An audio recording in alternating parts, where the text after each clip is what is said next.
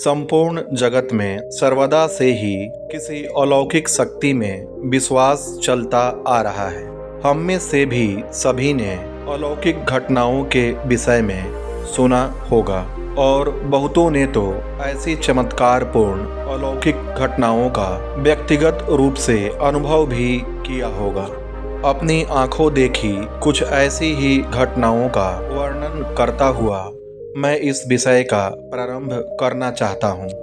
एक बार मैंने एक व्यक्ति के विषय में सुना कि वह किसी के भी मन के गुप्त प्रश्नों का उत्तर तत्काल दे देता है। यही नहीं, मुझसे बताया गया कि वह भविष्य में घटित होने वाली घटनाओं को भी पहले से ही बता देता है। मुझे बड़ा आश्चर्य हुआ और कुछ साथियों को लेकर उस व्यक्ति के पास पहुंच गया। हम सभी ने अपने मन में अपने अपने प्रश्न निश्चित कर लिए थे और भूल बचाने के लिए कागज पर लिखकर उन्हें अपनी जेबों में रख लिए थे। उस व्यक्ति ने ज्यों ही हम में से एक को देखा, हमारे सारे गुप्त प्रश्नों को दोहरा ही नहीं दिया वरन उनके उत्तर भी दे दिए। तत्पश्चात उसने कागज पर कुछ लिखा और उसे मोड़कर उस पर मुझसे हस्ताक्षर करने को कहा। ऐसा करने के बाद उसके कथन के अनुसार मैंने उस कागज की पुड़िया को बिना देखे ही तब तक के लिए अपनी जेब में रख लिया जब तक वह स्वयं उसे दिखलाने के लिए न कहे। मेरे सब साथियों के साथ भी ऐसा ही किया गया। तत्पश्चात भविष्य में घटने वाली कुछ घटनाओं पर प्रकाश डालते हुए उसने हमसे कहा कि हम किसी भी भाषा के किसी भी शब्द या वाक्य को अपने मन में सोच लें। वह संस्कृत बिल्कुल नहीं जानता, ऐसा समझकर मैंने संस्कृत भाषा के एक लंबे वाक्य को मन में रख लिया। पर उसकी आज्ञा अनुसार जब मैंने जेब में से निकालकर कागज के उस टुकड़े को देखा तो महान आश्चर्य हुआ कि वह संस्कृत का बड़ा वाक्य ज्यों का त्यों वहाँ लिखा हुआ है। 1 घंटा पहले उस कागज पर उस वाक्य को लिखते समय अपनी बात की पुष्टि के लिए उसने यह भी सूचित कर दिया था कि यह व्यक्ति इसी वाक्य को अपने मन में निश्चित करेगा और यह सत्य निकला। मेरे दूसरे साथी से भी, जिनकी जेब में भी वैसा ही कागज का टुकड़ा रखा हुआ था, अपने मन में कोई वाक्य सोच लेने के लिए कहा गया।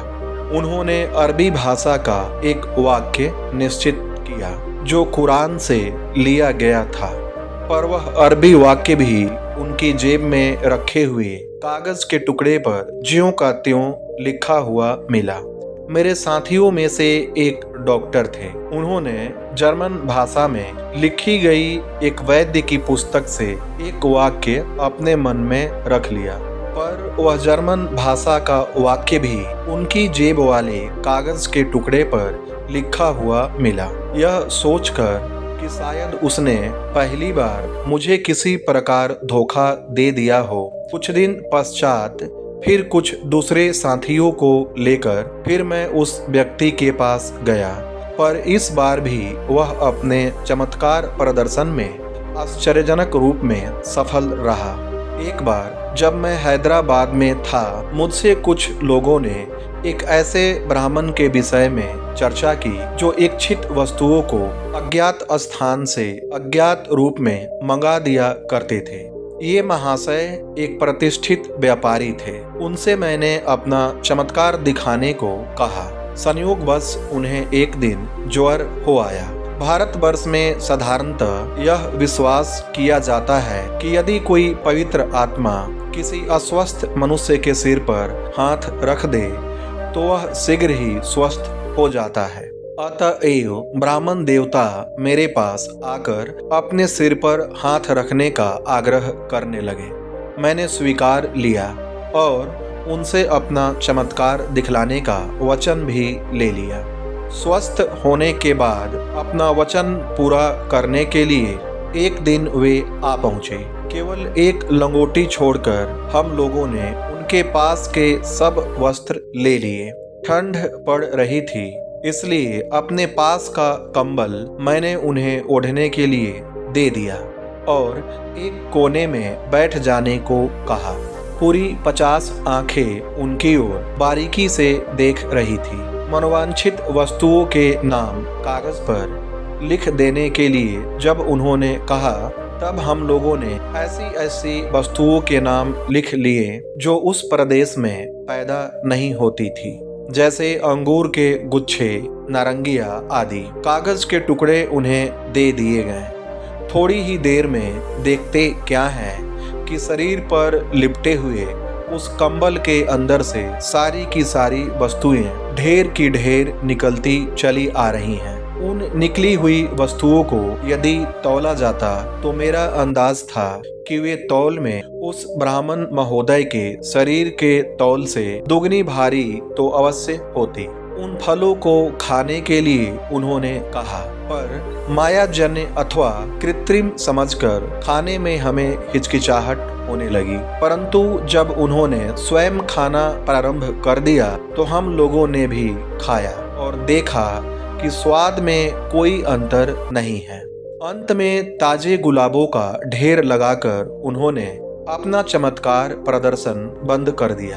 उस ढेर का प्रत्येक गुलाब सुंदर और पूर्ण रूप से खिला हुआ था। उसकी पंखुड़ियां ताजी और कोमल थी तथा उन पर प्रातःकालीन ओस की बूंदें पड़ी थी। गुलाब के सुंदर फलों के इतने बड़े ढेर को देखकर हम लोग आश्चर्य करने लगे। पूछने पर उन सज्जन ने यही बतलाया कि यह सब हाथ की सफाई है। जो कुछ भी हो, केवल हाथ की सफाई के बल पर यह सब कर दिखाना असंभव मालूम पड़ा। इतनी मात्रा में इतनी वस्तुएं भला कहाँ से लाई जा सकती हैं?